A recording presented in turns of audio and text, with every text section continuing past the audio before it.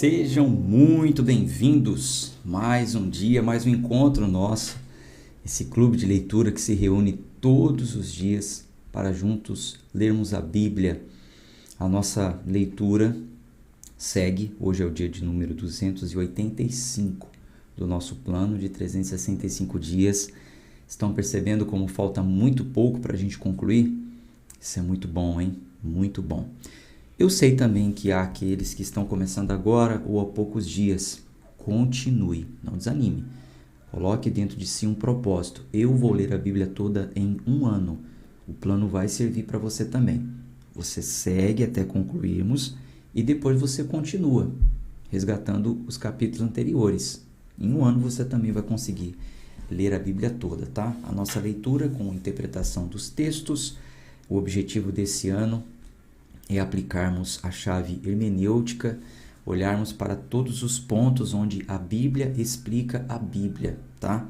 E não estarmos assim alienados a interesses pessoais, denominacionais, enfim, o nosso compromisso é ler a Bíblia, entender o que está escrito nela, com a chave, como eu falo, né, hermenêutica, a Bíblia explicando a própria Bíblia e, é claro, com a lente de Cristo, né?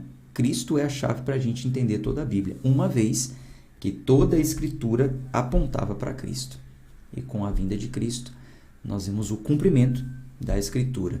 E ficamos aí com as promessas futurísticas, né, que ainda estão para acontecer. Mas hoje nós vamos entrar então em um novo livro, e sempre que entro em um novo livro, eu trago para vocês a visão panorâmica, o que você pode esperar ao ler o livro de Ezequiel. Vou falar sobre o seu autor. Claro que Ezequiel é muito claro, esse livro é muito afirmativo, né, que realmente é Ezequiel.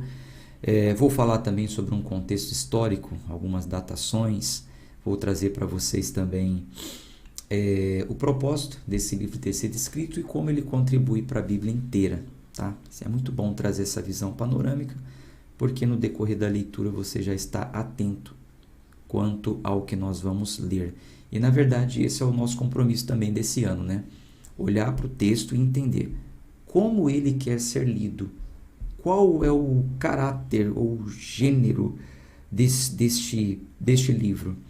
Ele é um livro poético, ele é um livro histórico, o texto traz uma parábola, aquela frase é uma hipérbole, enfim, a gente tem que sempre estar atento a isso. E eu sempre vou também lembrando vocês e falando, olha, nesse caso aqui é uma parábola, nesse caso é uma simbologia, é uma profecia alegórica, é uma profecia literária. Eu vou sempre explicando para vocês, tá bom? Antes vamos fazer a nossa oração. Deixa só eu abrir aqui um retorno aqui para eu poder ver os comentários de vocês e ter também aí um feedback se está chegando bem para vocês o áudio e o vídeo. Só um instante que para mim aqui não abriu ainda.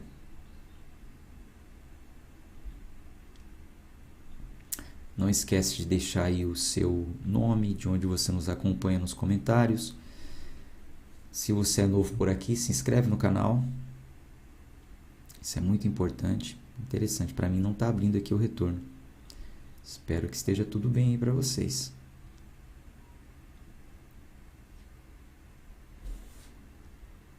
Estou sem retorno. Só um instante, tá? Deixa eu ver se eu consigo abrir em segundo plano aqui uma página no YouTube.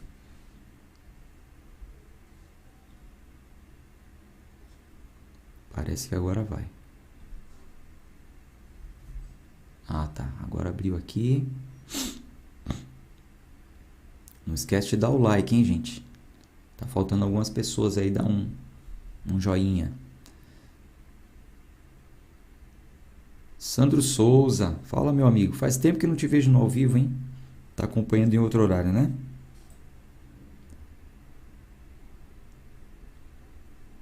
Ótimo. Ao meu ver, então, está tudo bem. Chegando aí para vocês perfeitamente, áudio e vídeo. Vamos orar e vamos seguir, então, com a nossa leitura.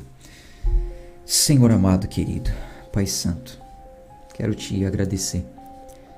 Quero te louvar, Senhor, por mais esse dia que estamos aqui reunidos nessa sala de leitura, nesse encontro com a sua palavra. Estamos formando uma família linda, a gente percebe isso. A gente percebe que com o passar dos dias, cada vez mais o clube vem se consolidando. Apesar de sempre chegar pessoas novas, nós percebemos que um grupo já está firmado. Aconteça o que acontecer, um grupo está ali todos os dias, isso é muito bom.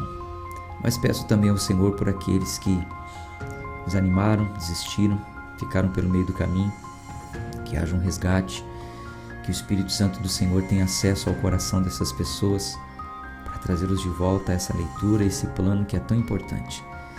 Mas também eu sei que nada fugiu do teu controle, o Senhor sabe o que faz. Só peço ao Senhor porque esse é o meu desejo. E de acordo com a tua vontade eu sei que será cumprido. Então faça-se a tua vontade. Fale conosco em mais uma leitura, abra o nosso entendimento. Oramos sempre em nome de Jesus. Que assim seja.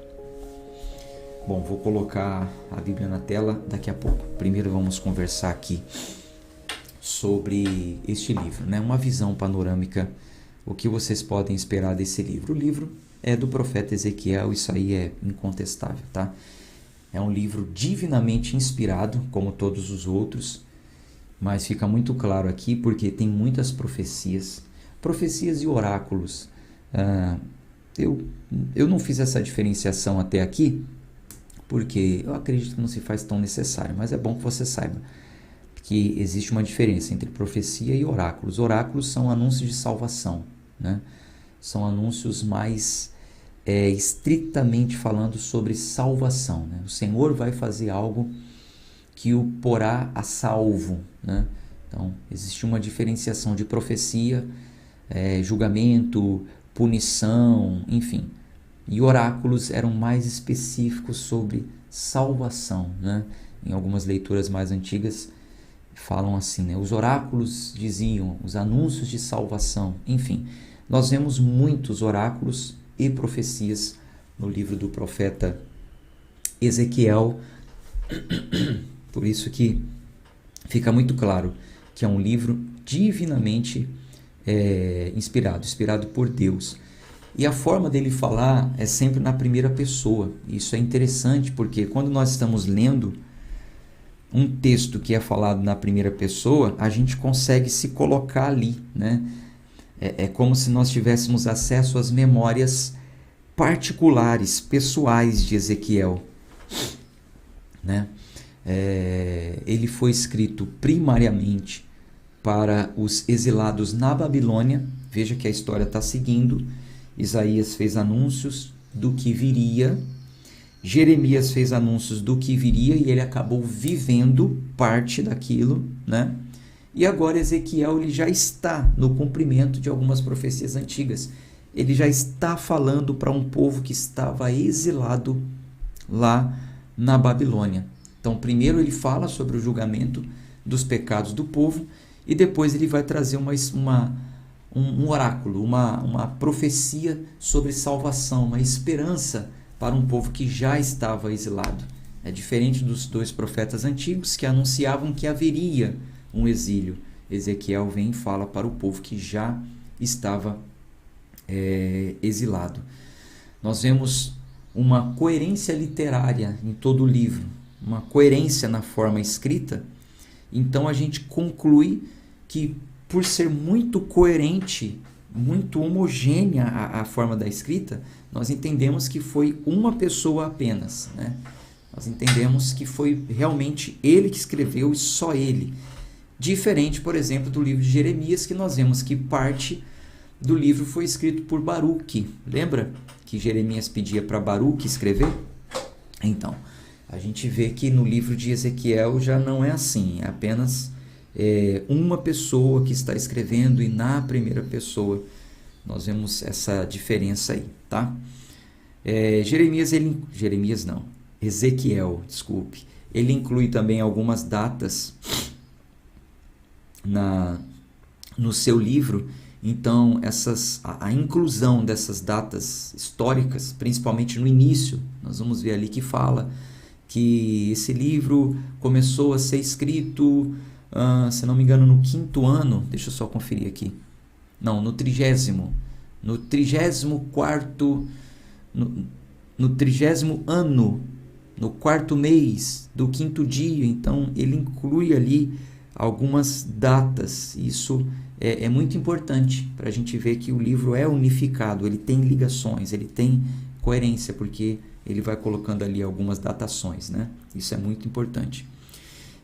A gente vê também aqui visões. Por todo o livro nós vemos visões. É mais uma coisa que vai fazendo ligações e uma escrita homogênea, como eu falei. Nós temos visões no início, nós temos visões no meio e nós temos visões no final. No início tem uma visão espantosa, vamos dizer assim. Quando eu estiver lendo, muitos vão se lembrar. Vocês já ouviram falar sobre essas visões? Tem até uma música da Maria Marçal que fala que ele faz a roda grande girar dentro da pequena. É uma visão que Jeremias teve. Virou música, virou meme, virou tantas coisas aí na internet. Eu acho desnecessário, eu acho que não precisava chegar a esse ponto. Vocês vão entender quando a gente estiver lendo. Mas a gente vê que Jeremias tem visões, imagens, figuras aladas a Deus, ou seja, a serviço de Deus, no começo, no meio e no fim. Por isso que a gente vê uma coerência, a gente vê uma ligação. Nós percebemos que o livro não se perde. Foi uma pessoa que escreveu, muito bem organizado, muito bem colocado, uma unidade, tá? Todas essas coisas corroboram para uma unidade do livro. E finalmente a gente vê ali que o livro fornece realmente características para essa unidade. Um contexto histórico que eu posso trazer para vocês. Bom, Ezequiel, ele é o filho de Buzi, como já foi falado em outros livros aí. O livro de Reis, por exemplo, citou Ezequiel como filho de Buzi.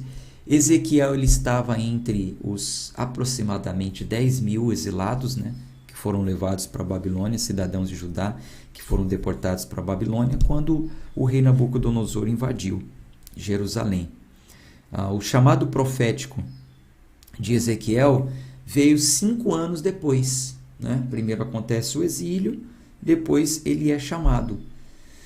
E bate também com a ordem para o sacerdócio que nós lemos lá em Números. Lembra que um homem só poderia começar a exercer o sacerdócio com 30 anos de idade?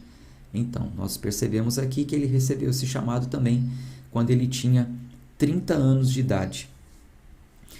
Que ele recebe aí o seu chamado, né? Ele começa os seus deveres como um sacerdote.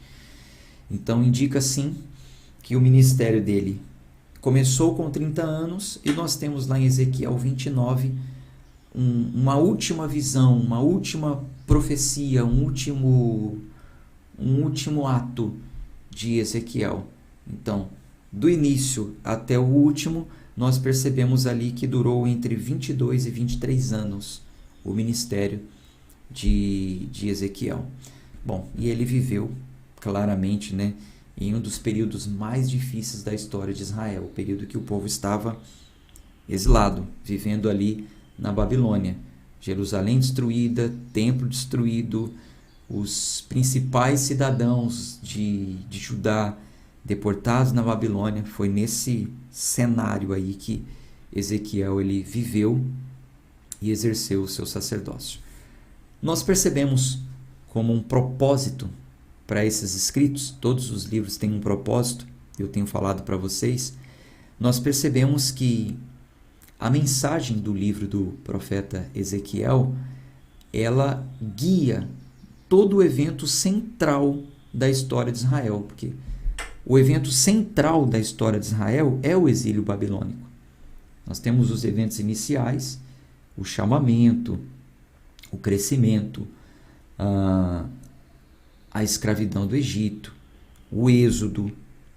Nós temos o evento final, que é o remanescente voltando, reconstruindo, a vinda do Messias. Agora, o evento central é realmente essa situação aí do povo viver exilado na Babilônia. Então, os escritos que nós temos no livro do profeta Ezequiel, eles vem com esse propósito de nos mostrar o que aconteceu com o povo enquanto eles estavam ali, né? O que foi falado para o povo enquanto eles estavam ali. E nós vamos ver que o que foi falado para o povo. O profeta ele vai expor a depravação do povo, a depravação moral do povo e a ausência daquele povo de se arrepender. A ausência daquele povo de se preocuparem com a vida espiritual deles. Então ele vai denunciar duramente a depravação moral, ele vai falar da frieza espiritual daquele povo, e depois de completar a destruição de Jerusalém, então a mensagem de Ezequiel ela começa a mudar, e isso é muito interessante, isso é muito importante, porque ele começa a anunciar os oráculos, as profecias de salvação, as profecias de esperança, e que isso seria necessário para que o povo pudesse não se perder, não se entregar a uma tristeza profunda, entender o seguinte: nós estamos passando por isso, mas ainda há esperança para nós. Nós iremos retornar para a nossa terra. Só que acontece o seguinte: por que o povo estava ali? O povo estava ali por conta do pecado, da idolatria, da rebeldia, do servir a outros deuses e tantas outras coisas que nós já vimos. Então surge aqui uma preocupação. Peraí, se esse castigo veio sobre o povo porque o povo se corrompeu, e há uma profecia que está trazendo esperança para que o povo volte para sua terra e viva novamente. Tá, mas e se o povo pecar de novo? E se acontecer novamente tudo o que aconteceu? Será que haveria um outro julgamento dessa forma? Um outro ataque babilônico? Uma outra destruição? Como que o povo viveria ali? Então, para tirar essa dúvida das pessoas, para trazer mais esperança ainda para as pessoas, então Ezequiel ele vem com aquelas profecias que são muito conhecidas por nós, inclusive, onde diz que Deus daria para as pessoas um novo coração, uma nova forma de pensar, onde Deus ele iria iniciar uma nova forma de conduzir o povo. Se o povo foi conduzido até então por leis escritas em tábuas de pedra, Ezequiel ele vai falar aqui na leitura que o Senhor ele iria gravar as suas leis na mente e no coração, para que ninguém se corrompesse mais. Então o Senhor vai estabelecer um novo templo, o Senhor vai estabelecer uma nova forma de adoração, e nós vemos isso se cumprindo com a vinda de Cristo. Começa após o retorno do exílio, começa ali o Espírito já trabalhar nisso nas pessoas, mas se cumpre em Cristo. A gente vai ver aqui também 6 declarações teológicas a favor de Israel. Eu vou mandar para vocês essas declarações no PDF, eu já anotei aqui, mas nós vamos ler juntos, tá? As anotações é só para consultas, depois se vocês quiserem consultar futuramente, quando surgirem dúvidas ou alguém te perguntar. Bom, 6 declarações teológicas, as 6 principais. Primeiro, o Senhor vai reunir o seu povo disperso. Nós vamos ver essa declaração em Ezequiel capítulo 11, 16, 34, 36, 37. Eu vou mandar a anotação para vocês. A segunda declaração: o Senhor trará a nação de volta e limpará o povo da sua impureza. Eles serão limpos, eles serão purificados. Nós vamos ler juntos isso. Terceira declaração: o Senhor dará a esse povo um novo coração, um novo espírito, a fim de que as pessoas possam andar no caminho. Eles não estavam conseguindo, mas Deus vai dar um novo coração, Deus vai dar um novo espírito para esse povo. É o que acontece conosco hoje. Por nós mesmos, nós não conseguiríamos. Mas a graça nos alcança, o sangue de Cristo nos justifica, e no ato da conversão recebemos um novo coração, o que o Novo Testamento chama de o novo nascimento e batismo com o Espírito Santo.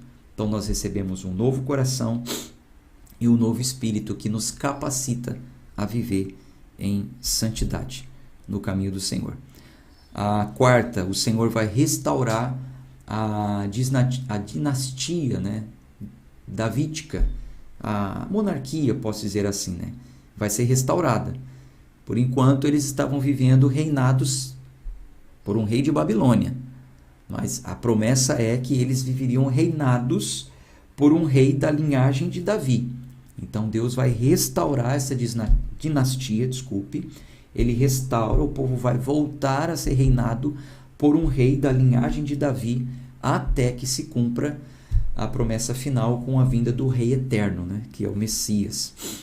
Quinta profecia: o Senhor abençoará Israel com prosperidade e com segurança na terra deles. Eles voltarão a prosperar e viverem seguros na terra deles. Sexta, o Senhor vai estabelecer a sua morada. Vai ter a restauração do templo. E a morada permanente, né? Porque com a vinda de Cristo, ergue-se um novo templo, né? O templo humano, o templo de pedras é destruído e nós somos restaurados como o templo do Senhor. Bom, vou partir aqui agora para uma contribuição bíblica. Já eu vejo os comentários, tá? Eu vi aqui algum comentário que chamou a atenção, mas já eu respondo. Como que o livro de Ezequiel contribui para toda a Bíblia? Nós não vemos muitas citações no Novo Testamento, como por exemplo Isaías, né, que tem bastante citações, enfim. Mas nós temos correlações e correlações notáveis. Por exemplo, a citação aí do novo coração, de como seria, né, na nova aliança. Isso aí é muito importante. Nós vemos uma correlação também na estrutura do livro. O livro de Ezequiel começa com uma visão. O livro de Apocalipse também começa com uma visão de Cristo. Quando estiver em Apocalipse, você vai entender o que eu estou falando. O livro de Ezequiel termina falando sobre a presença de Deus fluindo como um rio. Lá em Apocalipse, nós vamos ver também no último capítulo, falando sobre esse rio, a presença de Deus fluindo como um rio no meio dos povos. Nós vemos também o seguinte: quando fala do retorno dos exilados, que eles voltarão para a sua terra, é uma analogia também do que Paulo fala lá em Efésios, sobre a regeneração de um povo, que nós seremos regenerados, né? Um povo escolhido, guardado, para viver em um novo reino. Foi também o que aconteceu com o povo de Deus. Primeiro eles foram guardados, protegidos e depois regenerados à sua terra. Então tem muitas correlações aí que contribuem para a Bíblia inteira, tá bom? Vamos em frente. Vou colocar a Bíblia na tela. Ezequiel capítulo 1. Ora, sucedeu no 30º ano, no 4º mês, no 5º dia do mês, enquanto eu estava entre os cativos, junto ao rio Quebar, que os céus se abriram e eu vi visões de Deus. Então veja, Ezequiel teve uma visão. É muito importante você entender como o texto quer ser lido. O texto já começa dizendo que Ezequiel teve uma visão. Ele imaginou, né? Através de uma visão, os céus se abriram e ele viu. Semelhante ao que acontecia também com o profeta Isaías. Nós vimos lá no livro do profeta Isaías tendo várias visões. Algumas literárias. O Senhor falou para ele: vá até a casa do oleiro. Aí ele viu. Tá? É uma profecia, uma visão literária. Literalmente ele viu um oleiro trabalhando na construção de um vaso. Em outras visões, ele imaginou. Foi uma visão no seu imaginário. Deus trabalhou no seu imaginário. Em outros casos, um sonho que ele teve. Tá? Em outras visões, ele viu uma visão que era simbólica. semelhante ao que você está vendo, vai acontecer com o povo. Então, há uma simbologia. Isso representa aquilo. A gente precisa entender isso. Então, veja, Ezequiel aqui ele vai ter uma visão de uma criatura a serviço de Deus. E há toda uma simbologia nessa criatura. Eu não vou entrar em detalhes minuciosos, porque a gente demoraria muito. Eu, particularmente, acho desnecessário. Eu não acredito que todas as pessoas, eu não acredito que todos os crentes necessariamente tenham que estudar teologicamente cada ponto. Há quem goste. Há quem goste. Eu preciso. Faz parte do meu trabalho, vamos dizer assim. Eu preciso ler e entender. Mas existem certas coisas, certas explicações que eu acredito não ser necessária para a sua vida comum, tá? Então, algumas coisas eu até vou comentar aqui com vocês. Algumas coisas. Mas, por exemplo, quando a gente vê o fogo na Bíblia, nós já sabemos que o fogo é uma das características da aparição de Deus. Ele apareceu como uma coluna de fogo. Lá no monte o Sinai fumegava. Moisés viu a sarça pegando fogo e não se consumia. É só uma informação teológica. Teologia, estudo sobre Deus, sobre as manifestações de Deus. Então, aqui nesse capítulo, gente, tem muita simbologia, muitos pontos que eu acho desnecessário parar nisso para falar sobre isso. E o nosso objetivo é interpretar o texto, tá? Então vamos lá. Dito isto, vocês estão atentos quanto a isso, vamos fazer a leitura. Versículo 2. No 5º dia do mês, que era o 5º ano do cativeiro do rei Jeoaquim, a palavra do Senhor veio expressamente a Ezequiel, o sacerdote filho de Buzi, na terra dos caldeus, junto ao rio Quebar, e a mão do Senhor estava ali sobre ele. Por exemplo, olha só, a mão do Senhor estava ali sobre ele. Por que eu falo que às vezes não é tão necessário que as pessoas vejam ali ponto por ponto? Mas nós que estudamos a Bíblia, por exemplo, a gente tem que olhar para esse texto aqui, ó, e buscar a raiz das palavras. Por exemplo, olha aí, o versículo 3. A palavra do Senhor veio expressamente a Ezequiel, o sacerdote, filho de Buzi, na terra dos caldeus, junto ao rio Quebar. E a mão do Senhor estava sobre ele. Tá. Você lê, a mão do Senhor estava sobre ele, você já entende. Bom, Deus estava falando com ele, a mão do Senhor tal, estava ali. Não é necessário aprofundar muito para um leitor comum da Bíblia. Agora, há aqueles curiosos, há aqueles que imaginam, nossa, mas como assim a mão do Senhor estava sobre ele? Vamos supor que aqui esse microfone é Ezequias. Então, a mão do Senhor estava aqui, né? A mão do Senhor estava aqui, sobre Ezequias. Não é a mão literalmente. Então, para entender isso, a gente vai na raiz da palavra. E essa palavrinha aqui, ó, mão, no original hebraico é iad.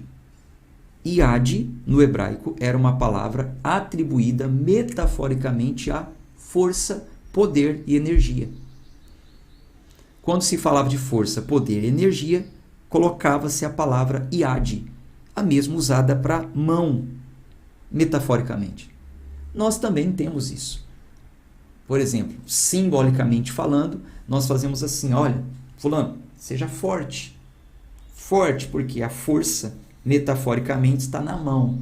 Então, quando o texto fala, a mão do Senhor estava ali sobre ele, ou seja, o poder do Senhor envolveu ele, a energia do Senhor envolveu ele, a força do Senhor envolveu ele. Mas veja como é um detalhe.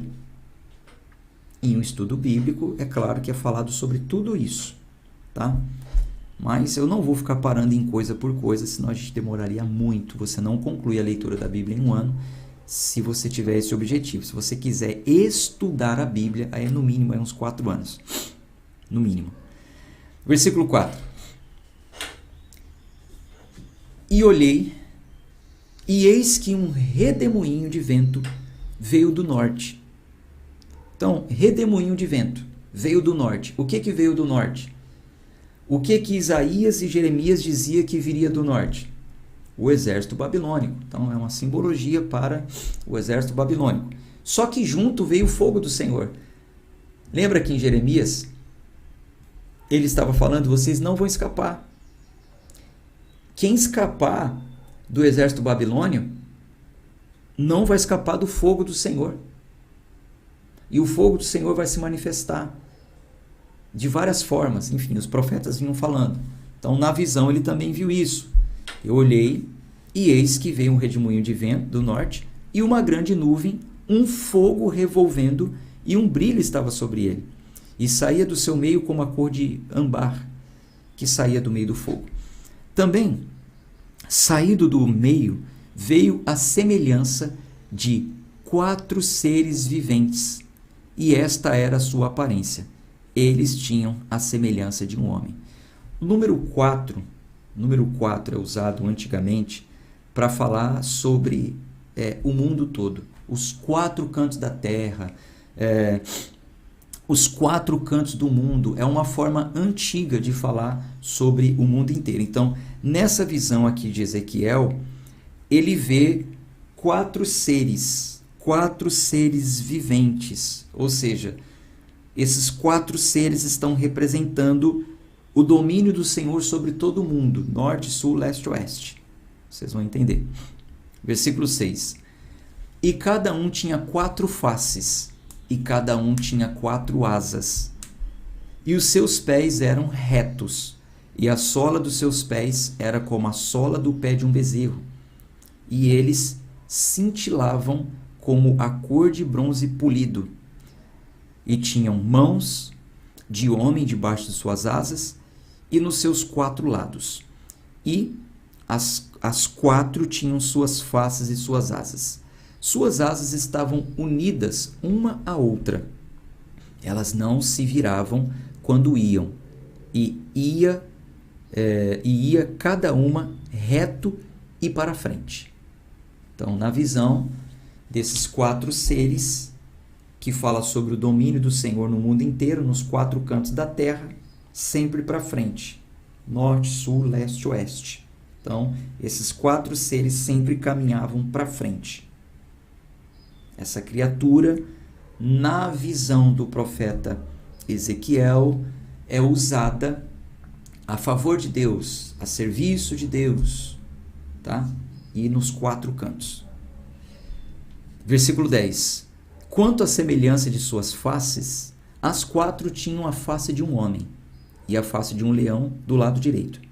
E as 4 tinham a face de um boi do lado esquerdo, e as 4 também tinham a face de uma águia. Assim eram as suas faces. As suas asas estavam esticadas para cima. As 2 asas de cada uma eram unidas uma à outra, e 2 cobriam seus corpos. E elas seguiam reto e em frente. Para onde o Espírito havia de ir, elas iam, e elas não se viravam quando iam. Quanto à semelhança das criaturas viventes, sua aparência era como a de carvões em brasa de fogo e como a aparência de lâmpadas, que ia para cima e para baixo, entre as criaturas viventes. E o fogo era brilhante, e do fogo saíam adiante relâmpagos. O relâmpago representa o julgamento. É como fala também lá no Novo Testamento, da vinda do Filho do Homem, né? Como um relâmpago, de ponta a ponta. Versículo 14. E as criaturas viventes corriam e voltavam, como a aparência de um clarão de relâmpago. Agora, enquanto eu contemplava as criaturas viventes, eis uma roda sobre a terra, junto às criaturas viventes, com suas 4 faces. A aparência das rodas e de sua obra era como a cor de beriló. E as 4 tinham uma semelhança. E a sua aparência e a sua obra eram como se houvessem uma roda no meio de uma roda. É daqui que surgiu, né, em uma linguagem mais atualizada, nós estamos lendo a King James, mais próximo do original, ele só coloca o seguinte: era como se houvesse uma roda no meio de outra roda. certo? Uma roda, outra roda, uma roda maior, enfim. Uma roda no meio de outra roda, uma roda maior e uma roda pequena. Na visão dele, ele viu isso. Então, há quem pegue esse texto e fale, o nosso Deus é o Deus que faz a roda grande girar dentro da pequena. Que mistério, que coisa misteriosa. Nossa, Deus ele faz uma roda grande girar dentro da pequena. Tá. Eu não tenho compromisso com igreja, com cantor, então eu vou dar aqui a minha opinião ao ler esse texto. Eu vejo sim algo extraordinário na visão que Ezequiel está tendo, mas é só uma visão de manifestações do que o Senhor iria fazer para aquele povo.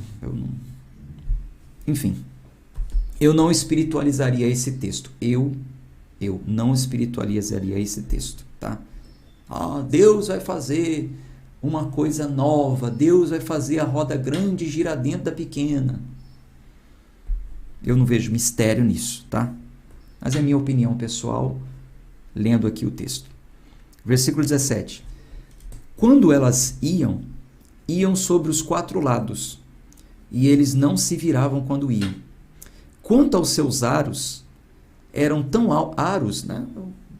A circunferência, o aro da roda. Então, o tamanho da roda. Quanto aos seus aros, eram tão altos que eram medonhos. E os seus aros eram cheios de olhos ao redor das 4.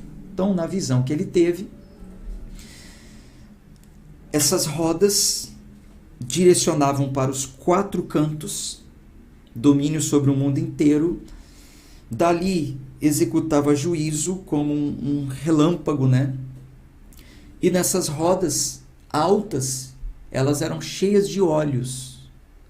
Tinha olho nas rodas, nessa visão aqui que ele tem. Uma simbologia, gente. A onisciência do Senhor, a vigilância do Senhor. Nada está em oculto aos olhos do Senhor. Versículo 19. E quando as criaturas viventes iam, as rodas iam junto a elas. E quando as criaturas viventes eram levantadas da terra, as rodas eram levantadas. Onde quer que o espírito fosse, elas iam. Lá estava o seu espírito para ir, e as rodas eram levantadas defronte delas, porque o espírito da criatura vivente estava nas rodas. Quando aquelas iam, estas iam, e quando aquelas paravam, estas paravam. E quando aquelas eram levantadas da terra, as rodas eram levantadas defronte delas, porque o espírito da criatura vivente estava nas rodas. E a semelhança do firmamento sobre as cabeças da criatura vivente era como a cor de um terrível cristal estendido por cima sobre as suas cabeças. E debaixo do firmamento estavam as suas asas retas, em uma direção à outra. Cada uma tinha 2, que lhe cobriam deste lado, e cada uma tinha 2, que cobriam daquele lado os seus corpos. E enquanto elas iam, eu ouvi o barulho de suas asas como o barulho de grandes águas, como a voz do Todo-Poderoso, uma voz de discurso, como o barulho de um exército. Quando elas paravam, elas abaixavam as suas asas. E houve uma voz do firmamento, que estava por cima das suas cabeças, quando elas pararam e abaixaram suas asas. E sobre o firmamento que estava sobre suas cabeças, havia a semelhança de um trono, como a aparência de uma pedra de safira. E sobre a semelhança do trono estava uma semelhança como a aparência de um homem sobre ele. E eu vi como a cor de âmbar, como a aparência do fogo por dentro dele ao redor, desde a aparência dos seus lombos para cima e desde a aparência dos seus lombos para baixo. Eu vi como se fosse uma aparência de fogo, e ela tinha um brilho ao redor, como a aparência do arco que há na nuvem no dia da chuva, o arco-íris, né? Isso aqui nos lembra o arco que apareceu quando o Senhor fez o pacto com Noé. Então, nessa visão que Ezequiel, nessa visão que Ezequiel teve, ele encerra falando essas 4 rodas. Em cima dessas 4 rodas, os seres viventes, né? 4 cada um para um lado, nos seres viventes, ele via que os seres tinham duas cabeças, uma cabeça de um homem, uma cabeça de um leão, os pés como de um cordeiro, o espírito sobre todos esses seres, onde o espírito ia, as rodas e os seres acompanhavam, e ele viu ali um trono, parando em um trono, né? Do trono saiu uma voz, como voz de muitas águas, como voz de trovão, um discurso, Deus falando no firmamento, acima da sua cabeça, um brilho como de um terrível cristal, e nesse firmamento tinha um arco como o arco-íris. Assim era a aparência do brilho ao redor. Esta era a aparência da semelhança da glória do Senhor. Quando eu a vi, caí sobre minha face e ouvi uma voz que falou comigo. Que visão, hein? Meu Deus do céu, que visão que Ezequiel teve. Então, quando ele viu tudo isso, ele se prostrou diante daquele trono e Deus começou a falar com ele. Capítulo 2. Ezequiel, capítulo 2. E ele me disse: Filho do homem, põe-te sobre os teus pés e eu falarei contigo. E o Espírito entrou em mim. Então, aquele Espírito que estava sobre os seres viventes, o movimento das rodas, etc, etc, aquele Espírito agora vai para Ezequiel. Então, aquele Espírito que executava tudo que aqueles seres e aquelas rodas estavam fazendo, para onde o Espírito ia, toda aquela simbologia acompanhava, a manifestação do fogo, a onisciência do Senhor, enfim. Então, esse Espírito agora estaria sobre Ezequiel. Ele iria conduzir Ezequiel na sua missão, no seu ministério, no seu chamado, no seu propósito. Então, versículo 2. E o Espírito entrou em mim, quando ele falava comigo, e me pôs sobre os meus pés, para que eu ouvisse aquele que falava comigo. E disse-me: Filho do homem, eu te envio aos filhos de Israel, uma nação rebelde, que se rebelou contra mim. Eles e seus pais têm transgredido contra mim até o dia de hoje, porque eles são filhos impudentes e duros de coração. Eu te envio a eles, e tu lhes dirás: assim diz o Senhor, Deus. E eles, quer ouçam ou deixem de ouvir, porque eles são uma casa rebelde, mesmo assim hão de saber que houve um profeta entre eles. E tu, filho do homem, não os temas, nem temas as suas palavras. Ainda que sarças e espinhos estejam contigo, ainda que você seja hostilizado, né? É uma forma de dizer, né? Sofri muitos espinhos, já sofri muitos espinhos, ou seja, né? Já fui muito maltratado. Então, fale com eles, se eles derem ouvidos ou não, ainda que você seja maltratado, e habite entre escorpiões, não temas as suas palavras, nem te assustes com os seus olhares, embora seja uma casa rebelde. E tu lhes falarás as minhas palavras, quer eles ouçam ou deixem de ouvir, pois são muito rebeldes. Mas tu, filho do homem, ouve o que eu digo a ti. Não sejas rebelde como a casa rebelde. Abre a tua boca e come o que eu te dou. E quando eu olhei, eis que uma mão me foi enviada, e eis que um rolo estava nela. E ele estendeu diante de mim, e ele estava escrito por dentro e por fora. E o escrito ali eram lamentos, lutos e ais. Então, na visão, conclui que ele estava sendo chamado para entregar para o povo lamentos, visões e ais. Come essas palavras, porque é isso que você vai falar para as pessoas. E amanhã nós vamos iniciar então essas palavras. O que Ezequiel falou para aquelas pessoas? A gente encerra então por aqui, tá bom? Um abraço de fé e força. Até amanhã, se Deus quiser. Tchau, tchau.